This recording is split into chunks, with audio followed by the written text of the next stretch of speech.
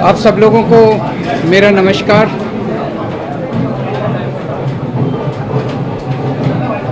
आज supreme court का जो ऑर्डर आया है ये कई मायनों में बहुत ही ऐतिहासिक ऑर्डर है। दिल्ली के लोगों की बहुत बड़ी जीत है। दिल्ली के लोगों के साथ जो अभी तक अन्याय होता आया उनके साथ माननीय सुप्रीम कोर्ट ने न्याय किया है। आज से 8 साल पहले 23 मई 2015 को हमारी 14 फरवरी 2015 को सरकार बनी थी। फरवरी, मार्च, अप्रैल, मई 3 महीने के अंदर, सरकार बनने के 3 महीने के अंदर ही जैसी हमारी सरकार बनी 67 सीट आई। 3 महीने के अंदर ही प्रधानमंत्री जी ने एक आदेश पारित करवाया केंद्र सरकार से कि दिल्ली के सर्विसेज के मामले अब दिल्ली की मुख्यमंत्री के पास नहीं रहेंगे, वो एलजी के पास रहेंगे या केंद्र सरकार के पास रहेंगे।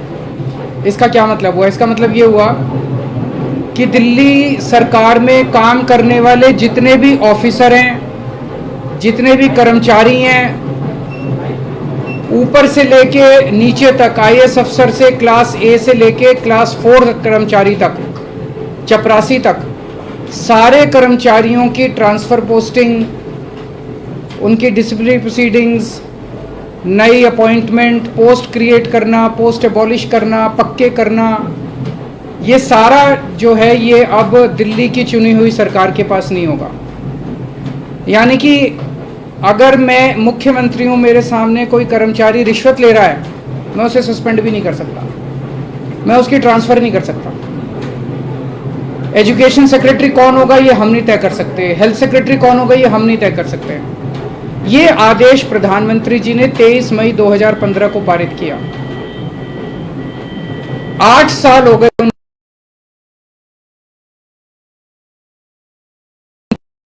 इस दौरान इस आदेश को इस्तेमाल करके दिल्ली के कामों को जानबूझ के रोका गया।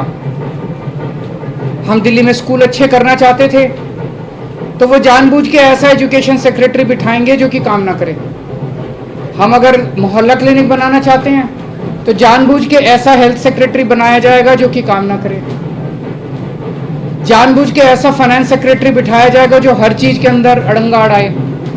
तो इसको इस्तेमाल करके दिल्ली के हर काम को रोका गया। एक तरह से मेरे दोनों हाथ बांध दिए गए पीछे और मुझे नदी में फेंक दिया गया कि अब तैरो। ये तो ऊपर वाले का शुक्र है कि दोनों हाथ बंधे हुए होने के बावजूद भी हम किसी तरह से तैरते रहे और ऊपर वाला हमारा साथ देता रहा। इन सारी कठिनाइयों के बावजूद दिल्ली के अंदर हम लोगों ने इतना शानदार काम किया पिछले 8 साल के अंदर।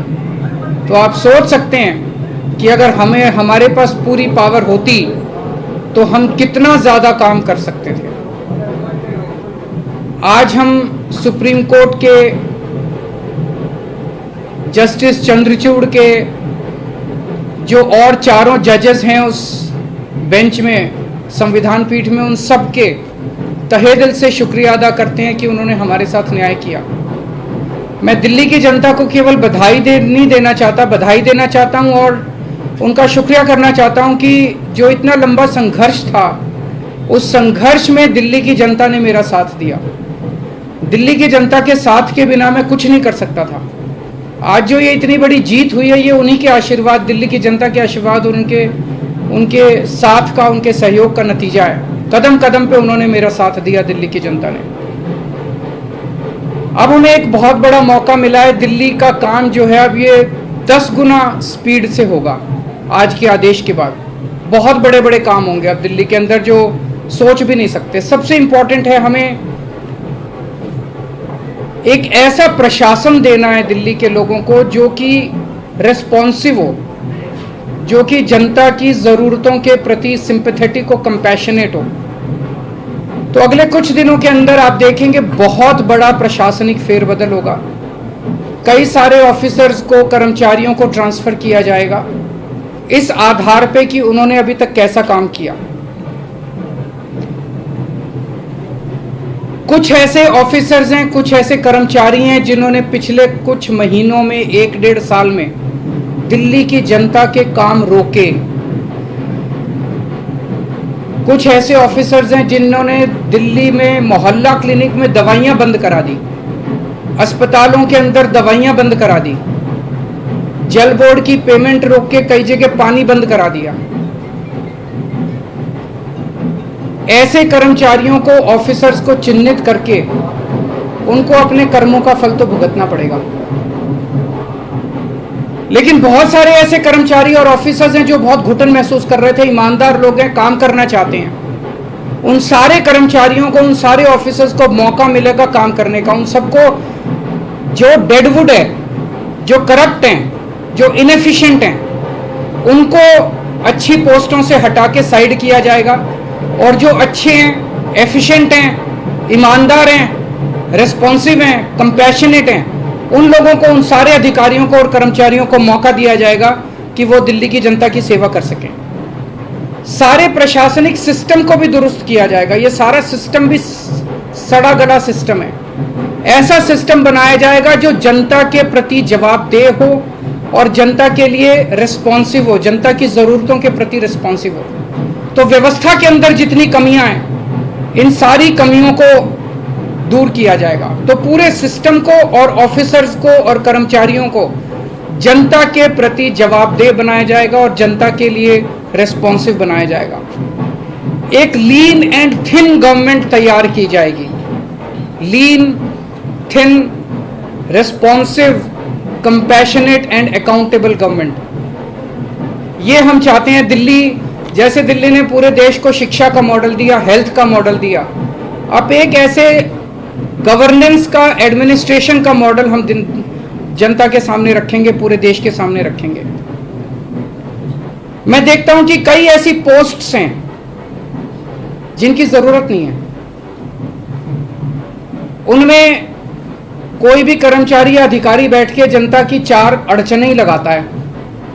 अगर वो ना रहे तो ज्यादा अच्छा रहेगा। तो ऐसी पोस्ट्स को चिन्हित करके या तो उन्हें खाली छोड़ा जाएगा या उन्हें अबॉलिश कर दिया जाएगा। जहां जहां ज्यादा पोस्ट्स की जरूरत है वहां ज्यादा पोस्ट्स क्रिएट की जाएंगी। जहां जहां लोगों को जरूरत है वहां ज्यादा पोस्ट, जैसे अब इतने मोहल्ला क्लिनिक बना रहे हैं, तो जब डॉक्टर्स की जरूरत है, पैरामेडिक्स, वहां और क्रिएट किए जाएंगे।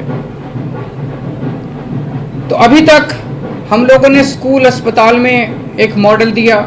अब पंजाब के अंदर हम एक अच्छे लॉ एंड ऑर्डर, कानून व्यवस्था लागू कर रहे हैं। उसी तरह से दिल्ली अब कुशल प्रशासन का एक मॉडल पूरे देश के सामने देगा। मैं एक बार फिर से दिल्ली की जनता का बहुत बहुत आभार व्यक्त करना चाहता हूं, जिन्होंने पूरे संघर्ष में हम लोगों का साथ दिया। अगर हैं जी, बिल्कुल होगी। सर्विसेज आने के बाद हम नई पोस्ट क्रिएट कर सकते हैं, पुरानी पोस्ट से अबॉलिश कर सकते हैं, कुछ भी कर सकते हैं। एसीबी अभी चुनी हुई सरकार के पास नहीं है, लेकिन विजिलेंस अब आ गया है। तो जो लोग अगर गलत काम करेंगे, भ्रष्टाचार करेंगे, कानून के हिसाब से काम नहीं करेंगे, उनके ऊपर विजिलेंस की कार्रवाई, डिसिप्लिनरी प्रोसीडिंग्स, विजिलेंस प्रोसीडिंग्स की जा सकती हैं। शाम को आप एलजी साहब से मिलने जा रहे हैं, उसमें क्या बातचीत होने की संभावना है? क्या आप उम्मीद करेंगे कि वो अब और किसी प्रकार का अड़ंगा ना लगाए? और सुप्रीम कोर्ट ने जो निर्देश दिया, उनसे आशीर्वाद लेने जा रहा हूँ। आपको लग रहा है कि ये पावर तो मिल गई है, पावर से ज्यादा जिम्मेदारी बढ़ गई है अब आपकी, क्योंकि अब तक आप बहुत सारी अड़चनें भी आपने बताई, लेकिन अब वो काम आपको कराना ही होगा। नहीं, जिम्मेदारी तो पहले भी थी। वो जिम्मेदारी विदाउट पावर थी, अब जिम्मेदारी विद पावर आ गई है। जिम्मेदार देखिए, जब भी जनता वोट देती थी तो वो तो यही कहती थी, जी हमने तो केजरीवाल को वोट दे दिया। अब केजरीवाल जाने पावर है कि नहीं है उसके पास। जनता को के बेचारों को क्या पता TDR क्या होता है, आर्टिकल 239AA4 क्या होता है, उनको क्या पता बेचारों को। जनता तो वोट दे देती है, लेकिन हमारे पास पहले उन जिम्मेदारियों को पूरा करने की पावर नहीं थी, शक्ति नहीं थी। अब शक्ति दे दी है सुप्रीम कोर्ट ने हमें। पहले जो आपके काम है, अगर आप याद दिलाना चाहें, कौन सी ऐसी फाइल है जो अटकी हुई है और कौन से ऐसे काम है जो आप करना चाहेंगे तुरंत? ऐसे बहुत सारे काम हैं जो पिछले कई सालों में अटके। पिछले 1 साल के अंदर तो आपने देखा कि किस तरह से पिछले साल लास्ट के महीने नवंबर तक आते आते मोहल्ला क्लिनिक के अंदर लैब टेस्ट्स बंद हो गए थे, दवाइयाँ बंद हो गई थी। जल बोर्ड जो है बजट, असेंबली ने बजट पास कर दिया, लेकिन कुछ ऑफिसर जो हैं वो बजट रिलीज़ नहीं कर रहे थे। हर डिपार्टमेंट का गला घोंट दिया गया था अफसरों को के ज़रिए, वो अब बंद हो जाएगा। अब जितने जो असेंबली के अंदर हम बजट प्रेजेंट करते हैं और जो जनता की बात रखते हैं, वो सारी चीज़ें अब हम कर पाएंगे। सर, अधिकारियों की मीटिंग आपने बुलाई है, बड़े अधिकारियों, क्योंकि कहा जाता रहा है कि एजी की जरिए अब तक सीएस काम करते रहे, तो क्या उन्हें मीटिंग के लिए आपने बुलाया? ज़रूर बुलाएंगे, अब आने वाले टाइम में मीटिंग्स तो होती रहेंगी। सर, अभी हाल के दिनों में बहुत सारे ऐसे फैसले एलजी ने लिए जो कि मतलब सरकार के अधिकारों का उल्लंघन करके खुद से लिए गए। क्या अब उन फैसलों को रिव्यू भी किया जाएगा? वो फैसले कई सारे गलत हैं, इनफैक्ट कई सारे तो सुप्रीम कोर्ट में पेंडिंग है। कल एल्डरमैन का केस आ रहा है सुप्रीम कोर्ट के अंदर, ट्यूसडे को डीआरसी के चेयरमैन की अपॉइंटमेंट का केस आ रहा है। फिनलैंड जो हमारे टीचर्स को नहीं जाने दिया, उसका केस सुप्रीम कोर्ट के अंदर पेंडिंग है। जब मेंशन ही किया था हमने ये केसेस तीनों, तो सुप्रीम कोर्ट की टिप्पणी काफ़ी तल्ख थी कि ये कैसे एलजी साहब रोक सकते हैं। एल्डरमैन की अपॉइंटमेंट बिल्कुल गलत हुई है। जो डीआरसी के चेयरमैन 4 महीने से फाइल एलजी साहब के पास पड़ी हुई थी, एलजी साहब ने अपॉइंटमेंट नहीं होने दी, तो हमें सुप्रीम कोर्ट जाना पड़ा। मुझे लगता है कि अब इतना सुप्रीम कोर्ट जाने की, हाई कोर्ट जाने की ज़रूरत शायद ना पड़े। अब शायद हम अपने स्तर के ऊपर ही कई सारे निर्णय ले सकते हैं। तो बहुत सारी चीजें ऐसी कही गई जिसमें ये भी कहा गया कि केंद्र जो है वो राज्य सरकारों की जो ताकत है, पावर है, वो छीनने का ना छीने, इस तरीके की आगे के लिए नजीर। मैं यही कहना चाहता हूं कि केंद्र सरकार एक तरह से, प्रधानमंत्री जी खासतौर एक तरह से पिता समान होते हैं। जैसे परिवार में पिता होता है, पिता समान होते हैं। पिता की जिम्मेदारी होती है कि सारे बच्चों को अच्छे से उनका पालन पोषण करें। अगर दिल्ली में आम आदमी पार्टी की सरकार है तो वो हमारे भी प्रधानमंत्री हैं, हम भी उन्हीं की तरफ देखते हैं। चाहे बीजेपी की किसी राज्य में सरकार है, किसी में कांग्रेस की सरकार है, किसी में आम आदमी पार्टी की सरकार है, वो सारे के सारे प्रधानमंत्री को एक तरह से पिता समान देखते हैं कि भाई ये अब कोई मुसीबत आएगी तो हमारी मदद करेंगे। लेकिन अगर जैसे ये 23 मई 2015 को आदेश पारित करके दिल्ली सरकार की पावर छीन ली गई, 8 साल तक हमें बिना पावर के काम करना पड़ा, काम रुक गया, किसका फायदा हुआ?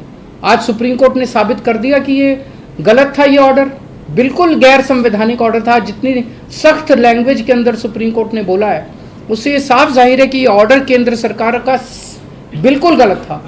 तो इतना गलत ऑर्डर उन्होंने पास किया, तो उसका मतलब तो यही था कि आम आदमी पार्टी की दिल्ली की सरकार को फेल करना उसका मकसद था, और तो कोई मकसद नहीं था। देश का तो भला नहीं हुआ, दिल्ली का तो भला नहीं हुआ, केवल और केवल लोगों का नुकसान हुआ। ये नहीं करना चाहिए। चुनाव में लड़ते हैं, राजनीति कर लो, चुनाव में एक दूसरे को जो बोलना है बोल लो, लेकिन चुनाव खत्म होने के बाद, चाहे कोई बीजेपी की सरकार है, चाहे कांग्रेस की सरकार है, आम आदमी पार्टी की, हम सबको मिलकर काम करना चाहिए। वो देखेंगे, अभी तो ऑर्डर है।